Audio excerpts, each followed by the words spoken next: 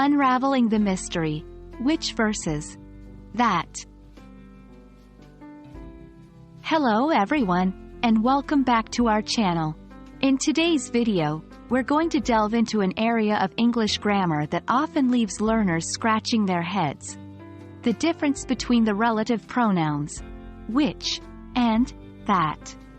It's easy to mix these up, but don't worry, we're here to help.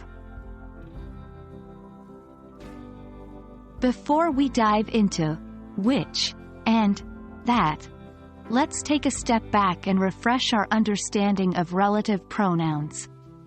Relative pronouns are used to link two clauses together, making our sentences more connected and fluent. The most common relative pronouns are who, whom, whose, which, and that. Today we're focusing on which and that. Now, on to the stars of the show. Which and that. These pronouns are used in relative clauses to refer back to something previously mentioned. They can be used for both people and things. However, there are some rules about when to use which and that. That is used in restrictive clauses, parts of a sentence that you can't get rid of because they're crucial to the meaning. For instance, in the sentence, I don't like cars that go too fast, the clause, that go too fast, is essential because it defines what kind of cars I don't like.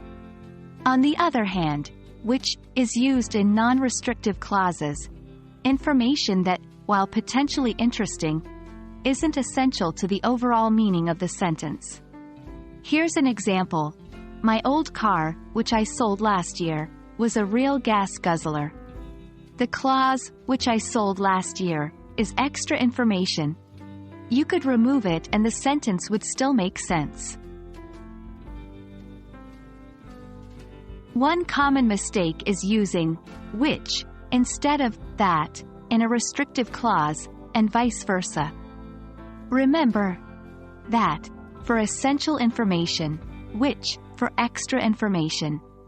Also, which clauses should always be set off by commas, while that clauses should not. Let's try some examples together. 1. I enjoyed the book that you recommended. 2. Here, that you recommended, is essential because it tells us which book was enjoyed. 3. My dog, which has a fluffy tail, loves to play fetch. 4. Which has a fluffy tail, is extra, interesting information, but not essential to understanding the main point. See if you can come up with some examples of your own. And there we have it. I hope this video has helped clear up the confusion around which versus that. Remember, practice makes perfect, so keep trying out these rules in your day-to-day English. As always, thanks for watching and happy learning.